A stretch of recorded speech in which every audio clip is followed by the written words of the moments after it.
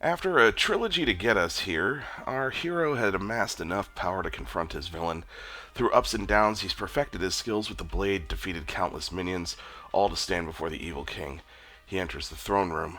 The evil king rises from his throne and raises a sword. Then our hero tosses a fireball at him, incinerating him before he takes another step. Providing balance to the powers we give our heroes is imperative for worthwhile, satisfying story arcs and conclusions. So let's not roast the king, shall we? I'm author DC Fergerson, and this is the Worldbuilding Dojo. As always, before we get started, I just want to let you guys know if you like the channel, throw the Master of Kung Fu and Friendship some love, and sign up for my newsletter. You'll get all sorts of updates on what I'm working on in both books and the channel, and every newsletter has some links to some really cool authors you should know about. This episode is all about the theory of powers. As such, we don't really care what they do. Why? Because it's all relative to your world. A novice elementalist that can just simply make water from thin air is a fairly weak power, unless they're on a desert planet, then they're akin to a god. So it's important to not only scale powers to what's balanced for your story, but also factor in the imbalance the power creates in your world. I've used this example before, but consider the ramifications of a magical or faith healer during the Black Plague, or Magneto at full power during World War II. They bring too much to the table for the world they inhabit. Now, some of you folks play video games or tabletop RPGs, and it helps to think of progression in those terms. The whole concept of leveling up by experience is a numbers-driven way of explaining what happens in real life. As you practice a skill or trade, you build experience and develop more skills while getting better at the ability as a whole. And just like a video game or a D&D session, each new power that you acquire through the journey scales the level and powers of the monsters you face accordingly. We'll come back to that in a little bit because it deserves its own section, but I bring it up because scaling difficulty happens in real life too. An apprentice electrician is not going to be wiring a multi-million-dollar mansion. He's going to shadow a master at his craft, assist him, and most importantly, get crazy amounts of experience doing so. So, what about the stories that start with someone who's already good, maybe even the best? Well, if you're writing Maverick from Top Gun or a member of a Navy SEAL team, the rules still apply to you. Notice how in Top Gun, the crisis and challenges for Maverick are not so much against his powers, but rather against the other parts of his psyche. Arrogance, the loss of a friend, the death of his father. His biggest struggles come from within. With a Navy SEAL, they're part of a small, organized team. Their isolation and low numbers, plus their location on foreign soil, can tip everything against them, which is why so many of these types of military action films are about being pinned down and surviving despite incredible odds. Here, the battle is without as opposed to within, and there's still balance here. Here, the stories are less about the powers they have and more about what they're doing with them to overcome. So, when we're handing out powers, regardless of what they are, we need to be certain that we're scaling it to the conflict of the story. It's a lot like cooking with salt. You can always add, but you can't take away. It's important to be prudent with the powers you dole out, but that's only really true of your protagonist. As you'll see, different rules apply to antagonists. Our protagonist is the mountain climber, moving up Everest and scaling up in power as he does so. This is true of Luke Skywalker, Neo, you name it.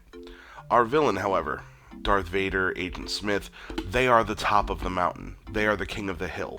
Now, each of these stories had various twists on that analogy, such as Neo defeating Smith in the first Matrix only made him more dangerous, or Vader was the Emperor's puppet, and so on. But the analogy sticks. Luke facing Vader in Empire Strikes Back was stupid, a veritable suicide mission if not for the fact that Vader showed mercy on his son. Until Neo became the One, facing an agent in the Matrix was a death sentence no matter how good you were. Antagonists are usually established evil, meaning they've been in their position for a long time. They've undoubtedly faced challengers to that position, but all of them have fallen by the wayside, growing the villain's experience and entrenching them further into their place at the top. By the time our plucky heroes begin their journey, our villain is stronger than them several times over. Think about it. It takes 3 movies for all of our heroes to get to the point where they can just push back this ultimate evil, and that includes leaving out boring scenes where they were training. That should give you an idea of how much ground they had to cover just to pose a threat to our big bad. The key to understanding our villains is that their powers are often foils for the hero. Luke became a master with his green lightsaber to battle Vader with his red one. Neo learned to manipulate the code of the Matrix, and Smith is made of code. If Luke became a crack shot with a blaster pistol instead, it wouldn't have worked out very well for him. That's not to say that our hero needs to have the exact same power as your villain. It's about being a foil. So, let's take, for example, Superman. His greatest villain is Lex Luthor, but why? How can one puny human be this irrevocable threat to Superman's life? The reason is actually pretty genius. Superman, to all intents and purposes, is a living god. He can't be harmed by conventional weapons, he can see through walls, he's almost as fast as the Flash, and he can fly. His super hearing can even make him a lie detector. Yet his code of ethics declares that he will not kill or use his powers to benefit himself, and this is where Luthor shines as an antagonist. Lex Luthor is the head of a billion-dollar company headquartered in Metropolis as Clark Kent arrives in the city, so he is an entrenched evil. He has power over men and money where that isn't enough. He can control politicians, the news, even hold sway with the UN. He can appear on TV at will and sway public opinion as he sees fit. Ostensibly, he is everything wrong with the stereotype of the fat cat corporate mogul. Any crime he commits won't stick, as there are 1,000 men in front of him willing to take the bullet, and then an army of lawyers, and then the justice system in his pocket if all else fails. He is devious, intelligent, cunning, and will cut any corner to achieve his goals. Superman can punch this guy in the face and kill him in the dead of night, and no one would ever know. But that's not who Superman is, and it's a code he's not willing to bend on. So the conflict between them becomes that Superman wants him brought down the right way, by legal means, in a world where his vast reach and power makes that almost impossible. This is what a good foil looks like. For all of Superman's powers, he's in a stalemate with Luthor's power until the story comes along that undoes him. It is this very reason that the ending of Man of Steel was so problematic with fans, as the act of Superman killing another creature for the greater good is a very slippery slope. If he had killed Zod to save Earth, it makes it so much easier for him to kill the next creature that poses some existential threat to Metropolis, or Earth as a whole. In short, killing Zod makes Lex Luthor absolutely useless as a villain, which was the case in Batman vs. Superman. When you look at great rivalries in comics and movies, the antagonist doesn't need to have the same powers. In fact, often they don't. What makes them a foil is that they are the mountain that the hero must climb. They are the thing that must be overcome. The mountain doesn't move, make concessions, ease the journey, or show mercy, and the battle is always uphill. Keep this in mind when shaping the powers of your antagonist. There is only so far that power can go before it breaks your story, and for that we need boundaries. Again, reaching towards comic books, let's take a quick look at a few problematic powers that go too far. So, we'll start with this classic story arc from the mid-90s. In X-Men, Magneto, finally going too far in a battle against them, uses his power to forcibly pull the adamantium off of Wolverine's skeleton. Now, ignoring things like whether adamantium was even a magnetic metal, let's just say Magneto's powers were just always a little too strong to begin with. This sudden uptick in his powers, to be so strong as to pull bonded metal from a person's skeleton at the molecular level, now puts Magneto solidly in the undefeatable camp of villains. Think about it. He can rip the essential trace metals from any human body that dares oppose him, and he's already shown a willingness to kill. Now, subsequent writers have largely chosen to ignore this fact because it's so problematic for storytelling, but the truth is, being in monthly comic books means that some writing will go too far into the stratosphere, and the only way to bring it back to the ground is to pretend it never happened or retcon it out of existence.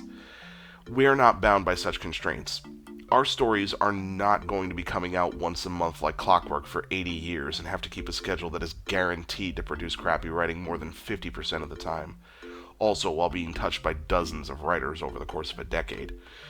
No. We're writing contained stories with a definitive ending. That said, if you are a comic book editor out there somewhere, I would love a crack at Batman. I've had a hyper-realistic Riddler story stuck in my head for years that I'd love to write, but I digress. There is a hard line that we have to be careful not to cross with whatever powers we assign to our hero, because the power itself can undo our narrative. What do we mean by that? Well, we had to do an entire video on time travel just to illustrate how dangerous that can be to your storytelling. Having a magic eraser built into the core plot of your story makes the stakes lower. Can you effectively use time travel in a story and not have it break the narrative? Yeah, of course you can. Say hello to Shadows of Olympus, which is both a shameless plug and another example of practicing what I preach. You can use time travel as long as you put hard limits on it, understand its ramifications as a power, and curtail it from becoming a Deus Ex Machina, which, I mean, she loves to make your work contrived. Just look at those beady eyes. So, we can use my off-cited example of Green Lantern as well here, because you've heard me go off on all the reasons why he should not have a power that is effectively a wish from a magic genie.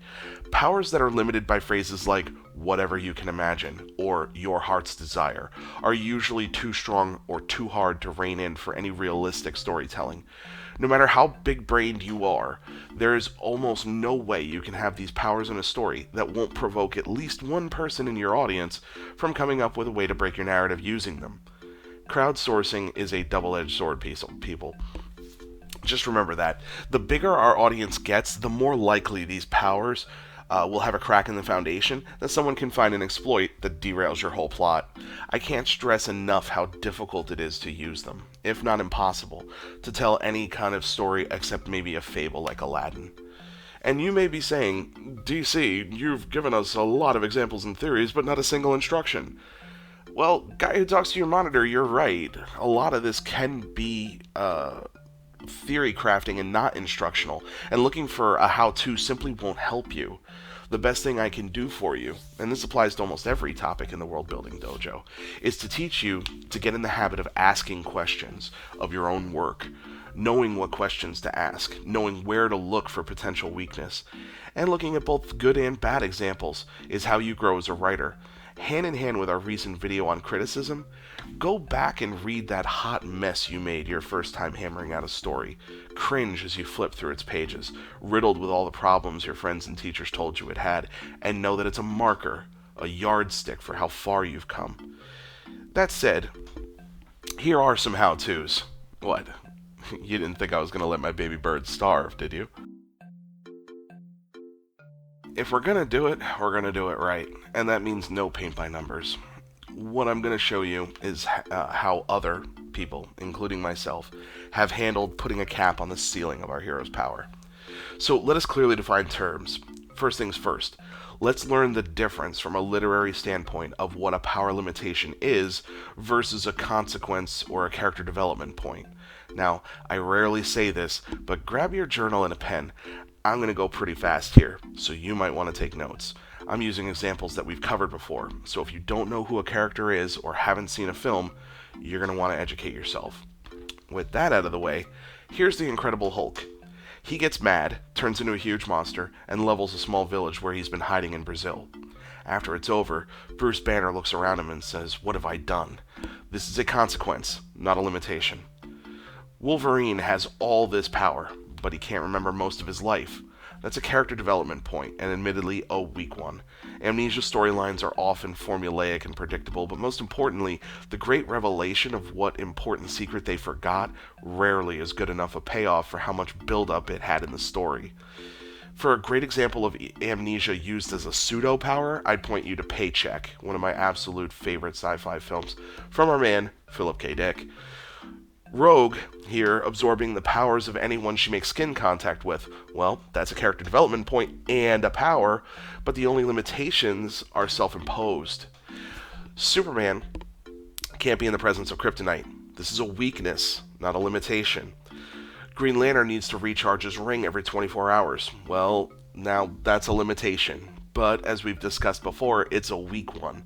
The reason being is that the limitation only has to be there at the writer's whim, where our hero can take off-camera breaks to do it, or we can confine the timeline of the story that we're telling to all happen within that period so we don't have to be subject to its limitation, or we can wrap the whole story around the limitation to add tension.